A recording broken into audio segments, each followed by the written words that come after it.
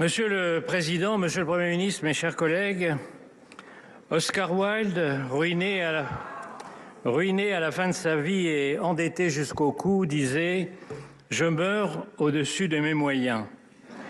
C'est exactement ce qui est en train de nous arriver. Autant dire que le budget 2026, Monsieur le Premier ministre, s'annonce plus difficile encore à bâtir qu'un meuble Ikea. L'équation est pourtant simple. Nous cumulons le taux de prélèvement le plus élevé et le déficit le plus abyssal de l'Union européenne. N'importe quel comptable débutant en tirerait la conclusion évidente. La France, c'est Gabji le magnifique et il faut faire des économies. Curieusement, ce n'est pas la solution préconisée par de nombreux médias, réseaux sociaux ou partis politiques. Ce qu'on nous propose, c'est d'encore augmenter les dépenses. Aux deux extrémités de l'Assemblée nationale, vos ennemis, qui sont aussi les ennemis de la démocratie, se moquent du budget et de l'intérêt général. Leur seul but est de précipiter la crise institutionnelle. L'extrême gauche guette l'étincelle qui mettra le feu aux poudres. Après avoir bloqué l'Assemblée pendant 3 ans, la secte a vu surgir un mouvement dont le nom comblait ses désirs les plus fous, « Bloquons tout ». En martelant sur toutes les tribunes que toute mesure d'économie provoquera la famine, le déluge et les sauterelles, LFI a tenté de récupérer une ébullition improvisée. Une fois de plus, heureusement, elle a échoué à la transformer en insurrection. En définitive, pauvre extrême gauche, dont le bilan se résumerait en définitive à une seule chose, un siècle à bouffer du curé pour finir par lécher les bottes des mollahs.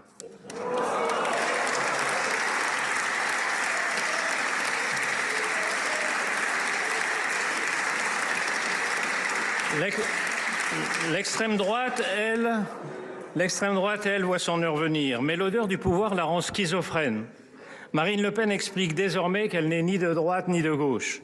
Elle est devenue très en même temps. Mais au même moment, Ciotti court les plateaux pour appeler à l'union des droites et Bardella fait la danse des 7 voiles aux journées du MEDEF. De deux choses l'une, soit les leaders du RN ont une stratégie opposée, attention au grand écart, soit ils jouent au good cop, bad cop pour gagner sur tous les tableaux. Ça va finir par se voir. On ne sait plus s'il faut croire la Madone des prolétaires ou le champion du CAC 40. Surtout quand la patronne s'accroche dur comme fer à la revendication la plus folle de la CGT, la retraite à 60 ans. Cette réforme qui coûterait des dizaines de milliards, associée à la promesse d'une baisse des impôts, suffit à elle seule à les disqualifier. Il faut le dire avec franchise à tous les Français qui ont quelques économies, le vote pour l'extrême droite, c'est comme une dinde qui vote pour Noël. Et pourtant,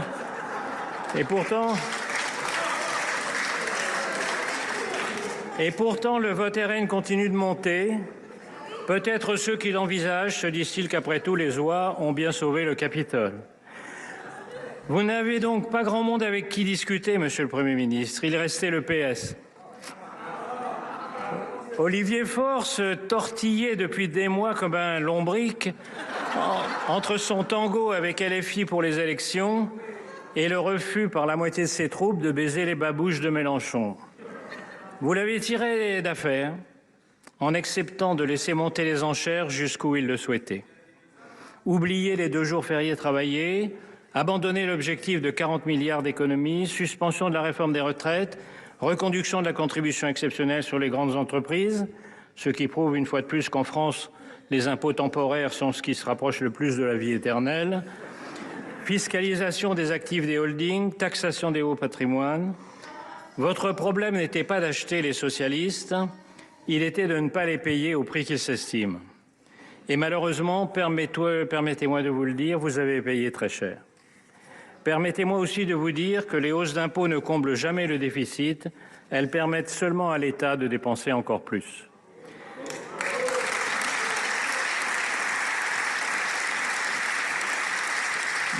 Nous comprenons bien que pour gouverner dans la condition actuelle, il faut un accord politique et des compromis. Il n'y a qu'une limite, c'est le seuil au-delà duquel le coût à payer pour sauver les meubles devient supérieur au prix des meubles. Beaucoup d'entre nous craignent que ce seuil n'ait été franchi. Comme le dit Jean Tirole, prix Nobel d'économie, nous continuons à déplacer les transats pendant que le Titanic coule. Comme si l'économie se résumait au partage d'un gâteau à taille fixe, le débat budgétaire que cherche à vous imposer le PS se résume à opposer les actifs aux chômeurs, les jeunes aux vieux, les riches aux pauvres, les entreprises aux ménages, les PME aux multinationales, les actionnaires aux autres agents économiques, le capital au travail et même les salariés aux robots. On ne résoudra rien tant qu'on n'aura pas le courage de dire que le bilan désastreux de la France depuis 40 ans et notre dette de 3 400 milliards s'explique très simplement par deux mesures qui ont coulé le pays. D'abord la retraite à 60 ans sous Mitterrand, au moment où la démographie commandait d'en relever l'âge comme dans tous les autres pays. Ce n'est pas moi qui le dis, c'est Michel Rocard en 1990.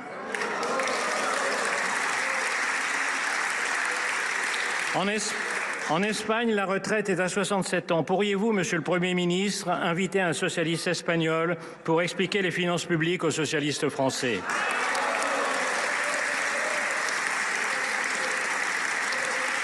L'autre mesure, ce sont les 35 heures sous Jospin qui ont tué notre compétitivité et, entre autres, ravagé l'hôpital public. Il ne manque plus qu'une troisième mesure pour nous achever, la taxe Zuckman, qui fera s'enfuir toutes les start-up de la tech et de l'innovation, le carburant de l'économie des prochaines décennies, où le retard de la France et de l'Europe est déjà catastrophique. La taxe Zuckman est à la croissance. La taxe Zuckman est à la croissance ce que l'hydroxychloroquine était au Covid. Elle n'est pas dans vos propositions, mais vous savez bien qu'en l'absence de 49.3, elle risque d'être dans le texte final.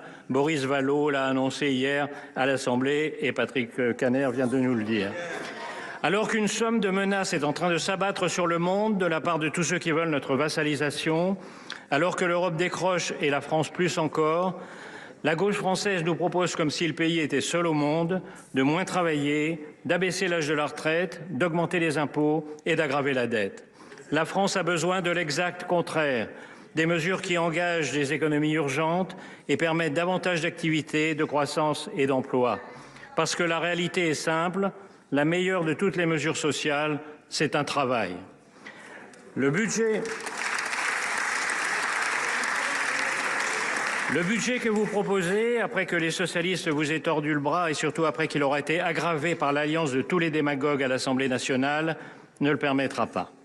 Comme tous les budgets de survie depuis la dissolution, il n'est pas destiné à construire l'avenir, mais à donner au gouvernement une chance d'éviter la censure. Mais si nous vous en voulons un peu, c'est Édouard Philippe, c'est les 3 années où le déficit a été inférieur à 3%, je vous le rappelle. Mais si nous vous en voulons un peu, nous comprenons vos difficultés. C'est pourquoi le Sénat va vous aider.